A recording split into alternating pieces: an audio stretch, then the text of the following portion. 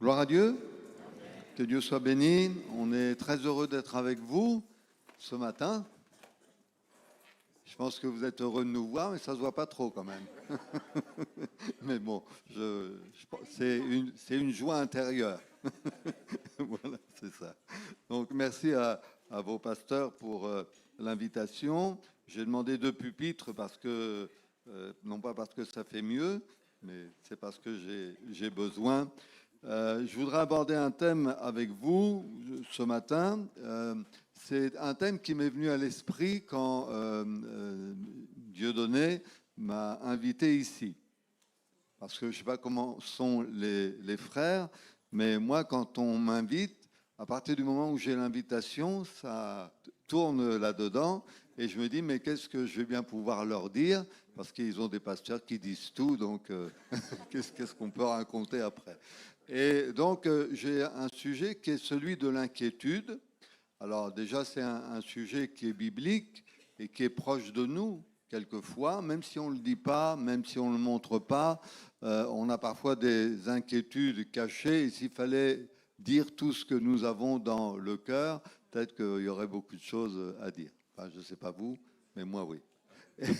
Et donc, à un moment donné, je me suis dit, bon, voilà, il faut que tu arrêtes un peu de t'inquiéter et puis que tu fasses confiance au Seigneur. C'est donc ce que j'ai décidé de faire ce matin pour vous. Et si vous voulez, on va lire dans l'épître de Paul aux Galates, au chapitre 4. Ce sera le verset d'introduction. Épître de Paul aux Galates, chapitre 4. Et nous lisons à partir du verset, nous lisons à partir du verset 19.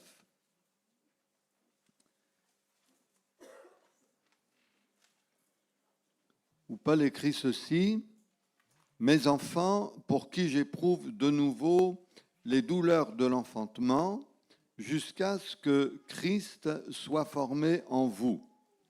Je voudrais être maintenant auprès de vous et changer de langage, car je suis dans l'inquiétude à votre sujet, et nous arrêtons là la lecture. Le verset sur lequel on va s'arrêter un petit peu brièvement, c'est le témoignage de Paul dans une certaine circonstance, c'est-à-dire que Paul n'était pas un inquiet permanent. Vous savez que vous avez des catégories de gens, ceux qui sont inquiets pour rien, hein, et puis ceux qui sont, comme moi, qui sont pas bileux. Voilà, donc on essaie de passer au-dessus. Et donc, Paul dit, concernant les Galates, je suis dans l'inquiétude à votre sujet. Alors, je ne sais pas si le mot inquiet rime bien avec la vie chrétienne, parce que nous, en tant que chrétiens, on met souvent l'accent, et on a raison, on met souvent l'accent sur la joie, sur le bonheur d'être chrétien, d'appartenir au Seigneur, et tout ça, c'est vrai. Mais à côté de ça, vous savez bien, mes frères et sœurs, que même dans notre vie chrétienne, même s'il y a beaucoup de joie, même si on met l'accent sur la joie comme ça a été fait ce matin, il y a parfois dans la vie bon nombre de sujets d'inquiétude. Moi, je ne vais pas vous demander de lever la main et de vous dire, de demander quels sont ceux qui sont inquiets ou quels sont ceux qui ont des sujets d'inquiétude. Et d'ailleurs, je vais vous faire remarquer que l'apôtre Paul, de son côté, disait quand même, ne vous inquiétez de rien, mais en toute chose, faites connaître vos besoins à Dieu. Et à partir du moment où il y a un besoin dans la vie de quelqu'un, ça peut être un sujet d'inquiétude, et c'est pourquoi l'apôtre Paul dit, mais faites connaître vos besoins à Dieu par des prières, des supplications, etc. Vous connaissez la suite du texte. 16 fois, dans la Bible, nous trouvons le mot ou le verbe inquiéter. 9 fois, nous trouvons le mot inquiétude, et sans compter les synonymes.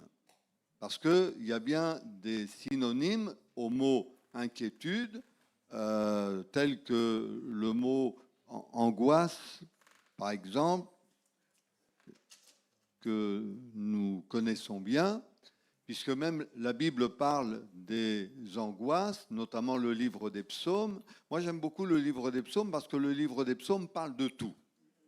Et il parle autant de la joie que des angoisses.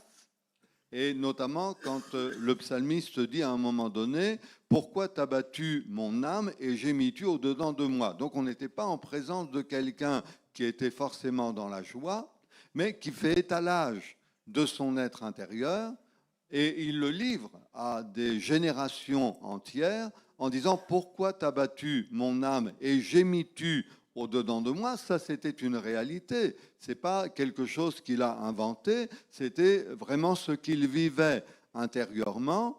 Et on ne va pas, bien évidemment, lui jeter la pierre, parce que quelquefois, nous aussi, nous pouvons nous reconnaître au travers du psalmiste et dire « Mais pourquoi t'as battu mon âme et gémis-tu au-dedans de moi ?» Même si je ne suis pas un pessimiste, il y a des situations qui peuvent m'amener à ça. Pourquoi t'as battu mon âme et gémis-tu au-dedans de moi? Et puis le psalmiste se ressaisit un petit peu en disant espère en Dieu, car je le louerai encore, il est mon salut et mon Dieu. Donc c'est bien de ne négliger ni l'un ni l'autre, c'est-à-dire espère en Dieu, car je le louerai encore, mais aussi être conscient de nos états d'âme. Alors j'ai dit tout à l'heure et je répète, et qu'il y a peut-être les pessimistes nés et les optimistes nés, comme Josué, c'est un optimiste né. mais enfin, je ne sais pas, Élodie pourrait le dire. Mais bon, ne dis rien. Voilà, c'est bien. On a reçu hier l'appel de la vie, et l'appel de la vie est intitulé « C'est l'angoisse ». Alors vous pouvez le lire quand même, hein. Il n'y a pas de problème.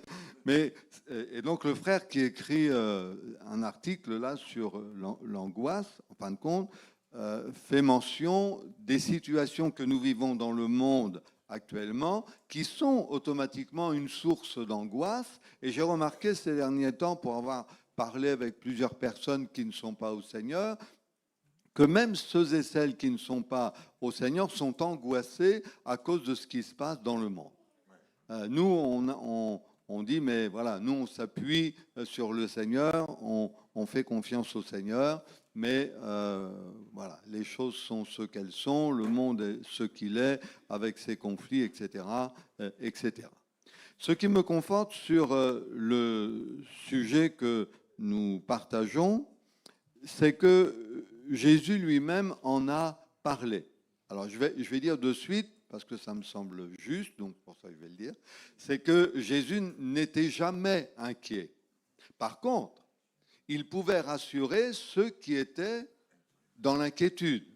Mais jamais, quelque part, jamais on a eu besoin de rassurer le Seigneur parce qu'il n'était et qu'il n'est jamais inquiet. C'est la raison pour laquelle nous pouvons avoir une entière confiance en lui et lui présenter nos différentes sources d'inquiétude. Et on va dire aussi que lorsqu'on lit les évangiles, on s'aperçoit que Jésus encourage ses disciples à combattre l'inquiétude. Moi, j'aimerais vous dire, mes frères et sœurs, je vais le dire comme ça, comprenez bien, ne vous installez pas dans une situation morose. Vous avez le droit de connaître des situations difficiles, mais je vous en supplie, vous m'écouterez ou vous ne m'écouterez pas, mais ne vous installez pas dans une situation morose. Pourquoi t'as battu mon âme? Et gémis-tu au-dedans de moi? Espère en Dieu, car je le louerai encore, il est mon salut et mon Dieu. Jésus a dit dans l'évangile selon Matthieu, qui de vous, par ses inquiétudes, peut ajouter une coudée à la durée de sa vie? Est-ce que les inquiétudes changent quelque chose, à part qu'elles nous rendent malades, qu'elles nous privent de certaines choses, qu'elles nous font voir tout ce qui ne va pas en réussissant à nous faire oublier tout ce qui va? Vous savez, on prend souvent l'exemple du tableau blanc sur lequel on met un point noir.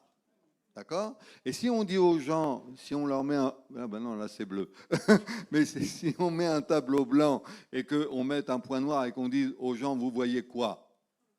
Ils vont vous dire, moi je vois le point noir. Dans votre vie, vous voyez quoi, mes frères et sœurs? Vous voyez le point noir. Vous voyez tout ce qui ne va pas. Et vous avez des raisons. On n'est pas là... Comprenez bien ce que je vais dire. On n'est pas là à se plaindre pour rien. Mais il y a des raisons qui nous amènent à dire mais ça va pas, ça colle pas. Et vous en trouverez toujours de toute façon. Vous trouverez toujours des choses qui ne vont pas, soit dans votre vie, soit dans la vie d'autrui, soit dans votre église, bien qu'elle soit parfaite, parce que vous avez un pasteur parfait.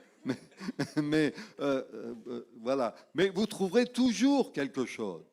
Alors on peut fixer les yeux sur le point noir et ne plus voir le tableau blanc qui représente, je vais le dire comme ça, qui représente quand même pour nous la grâce de Dieu, la bonté de Dieu, parce que même lorsque nous nous trouvons devant des situations difficiles, le Seigneur est là, que son nom soit béni. Amen. On connaît ce passage de la Bible où Jésus dit et voici, quand il envoie les disciples prêcher l'évangile, il leur dit, et voici, je suis avec vous tous les jours jusqu'à la fin du monde, que Dieu soit béni. Jésus ne dit pas que les sujets d'inquiétude n'existent pas, parce qu'il en a eu. Tel il a été, tel nous sommes dans ce monde. Et l'auteur de l'Épître aux Hébreux dit, considérez celui qui a supporté contre sa personne une telle opposition de la part des pécheurs, afin que vous ne vous lassiez pas l'âme découragée. Donc Jésus entrevoit la possibilité chez le chrétien d'avoir l'âme découragée, même si on montre un extérieur avenant. Vous savez, un pasteur disait... moi, je ne demande plus aux gens comment ils vont. Enfin, moi, je l'ai fait avec quelques-uns ce matin, comment vous allez. Bon. Mais il disait, je ne demande plus aux gens comment ils vont. Parce qu'à partir du moment où je leur demande comment ils vont, c'est comme si j'appuyais sur un bouton et que là, ils déballent tout ce qui ne va pas. Donc, je leur demande s'ils sont bien assis avec Christ dans le ciel. Et moi, je voudrais vous poser la question autrement. Comment va votre vie spirituelle? Je ne vous demande pas comment va votre travail, comment vont vos enfants, comment va votre conjoint, votre conjoint, comment va votre santé. Si tout ça va bien, gloire à Dieu, mais on sait que ce n'est pas toujours le cas.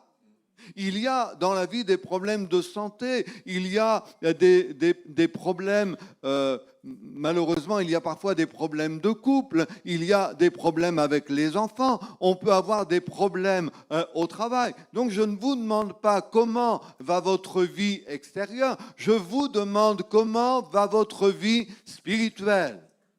Et c'est pourquoi l'auteur de l'Épître dit, mais considérez... Voilà, s'il y a quelqu'un qui a supporté beaucoup de choses, c'est bien le Seigneur Jésus. Non seulement il a porté nos péchés, non seulement il s'est chargé de nos iniquités, mais disons-le, Jésus n'avait pas que des amis. Et il a supporté. Il n'a pas évité. C'est plus facile d'éviter quelque chose que de le supporter. Quelquefois, il faut éviter, quelquefois, il faut supporter.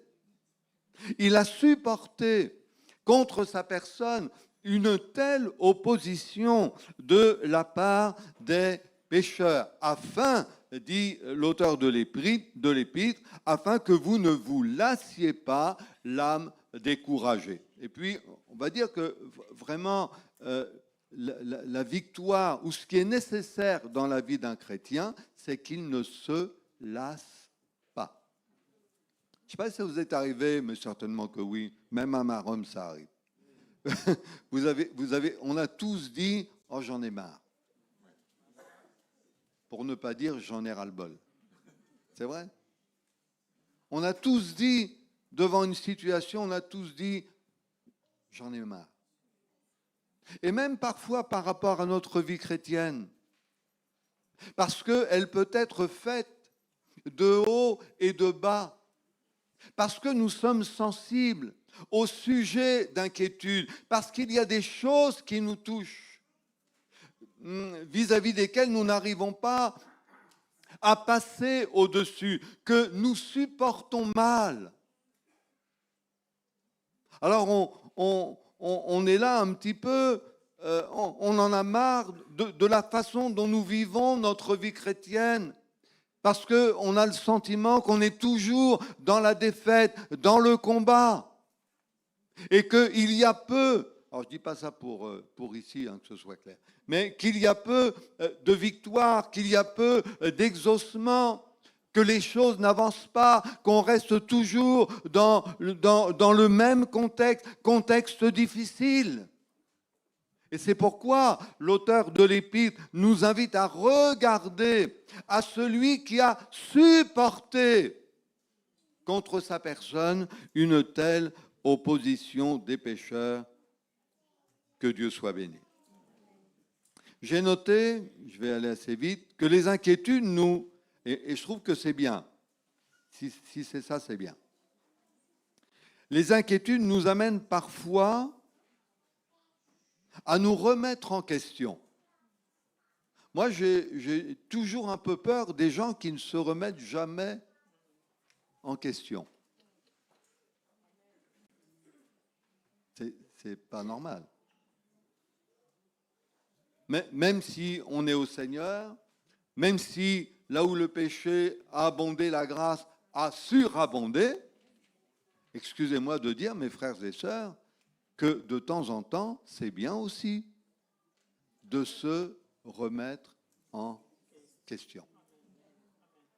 Pourquoi faire? Non pas pour se faire un mea culpa permanent en disant je suis le plus pauvre des pécheurs, la plus pauvre des pécheresses.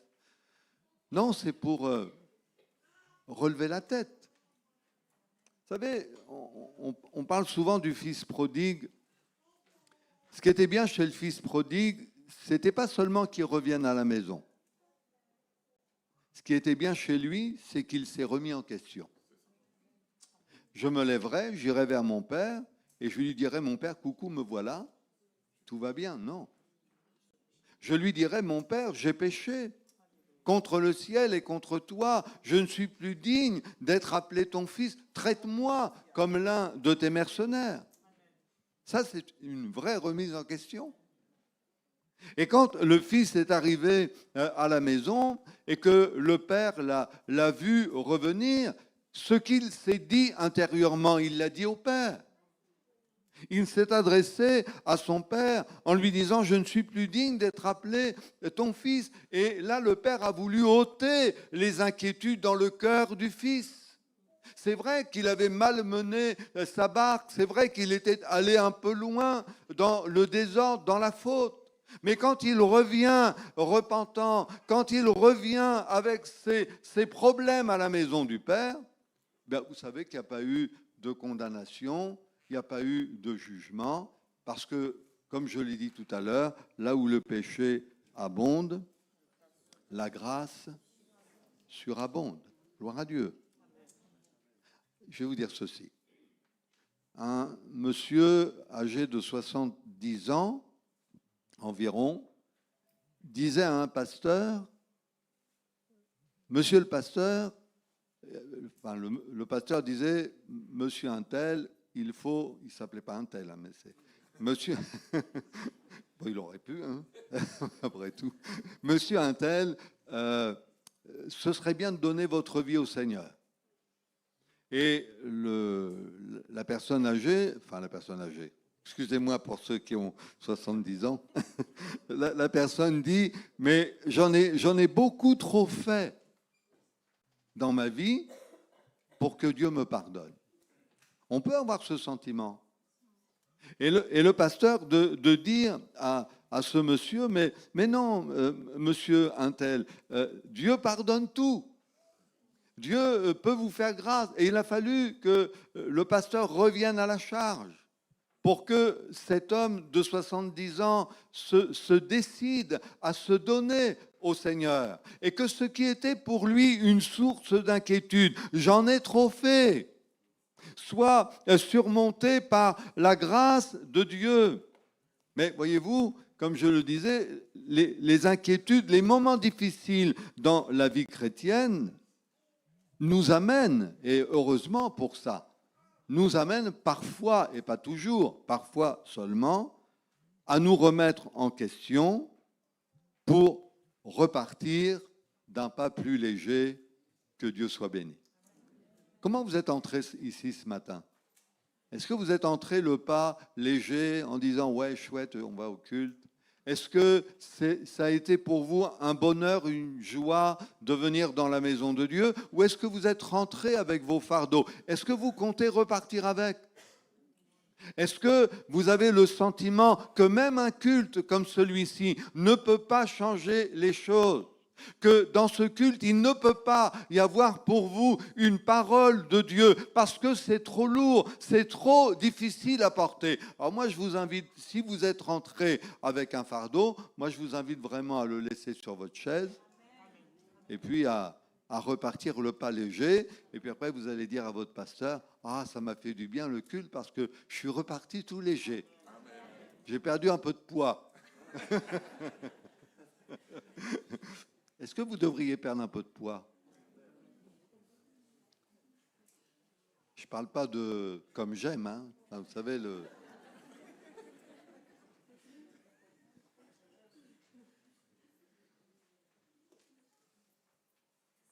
y a vraiment des choses qui nous empoisonnent la vie. L'auteur de l'Épître aux Hébreux dit ceci: rejetons tout fardeau et le péché qui nous enveloppe si facilement, et courons avec persévérance dans la carrière qui nous est ouverte, ayant les regards sur Jésus, qui est l'auteur de la foi et qui l'amène à la perfection. Avez-vous bien entendu? Rejetons tout fardeau. Et ça, mes frères et sœurs et amis, personne ne pourra le faire à votre place. On peut vous encourager à rejeter tout fardeau. Comme la Bible dit ailleurs, bannis l'inquiétude de ton cœur. C'est quand même fort. C'est-à-dire qu'il y a quand même quelque chose à faire. Il y a un effort à faire, il y a une volonté qui se met en marche. Rejetons tout fardeau et le péché qui nous enveloppe si facilement, l'un ou l'autre.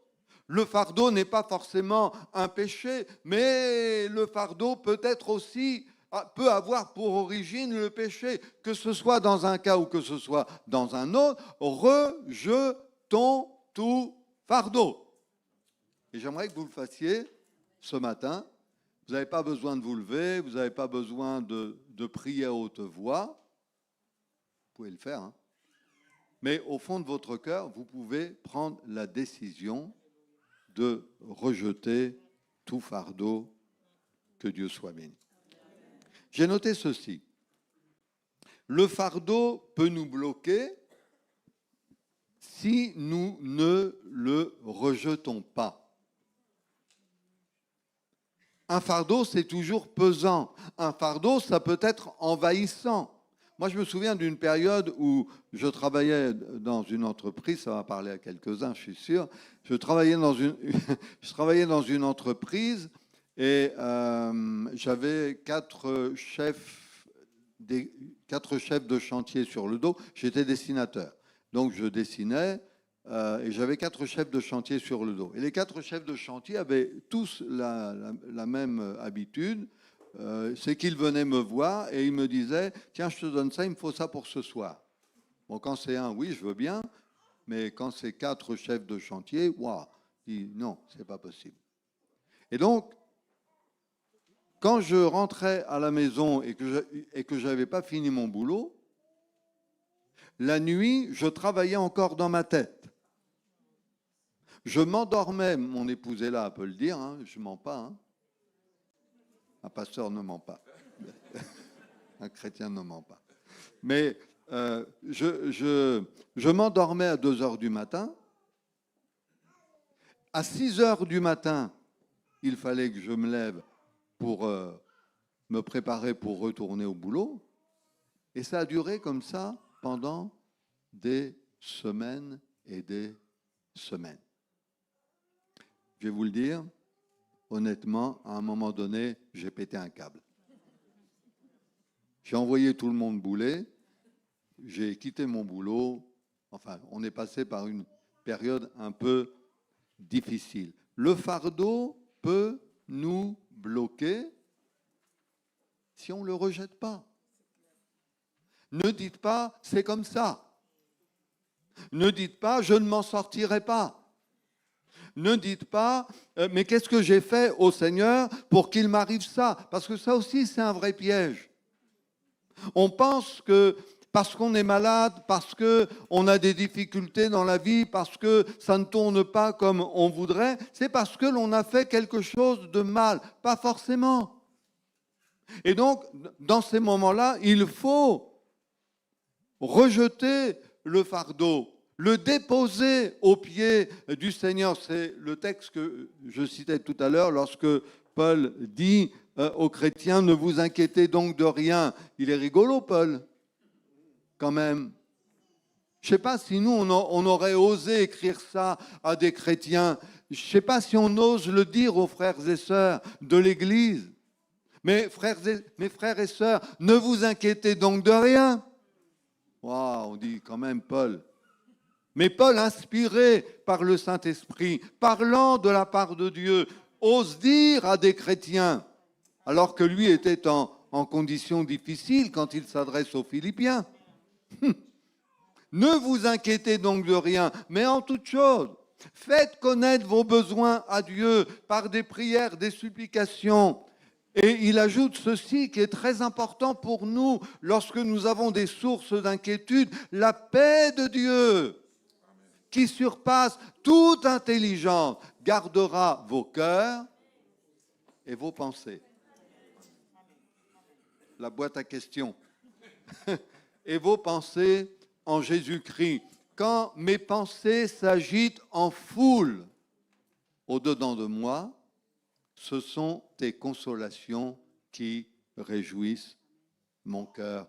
Gloire à Dieu. J'ai noté ce verset qui dit, on trouve ça dans Ésaïe, ne promène pas des regards inquiets. C'est ça le truc. Ne promène pas des regards inquiets, car je suis ton Dieu et je te soutiens de ma droite triomphante. Dieu n'est pas présent seulement quand tout va bien dans notre vie, mes frères et sœurs. Dieu se tient à nos côtés. Le Seigneur se tient à nos côtés lorsque nous traversons des moments difficiles. Quand je traverse la vallée des larmes, quand je traverse la vallée de l'ombre de la mort, je ne crains rien car tu es avec moi. C'est certainement plus facile à dire qu'à faire.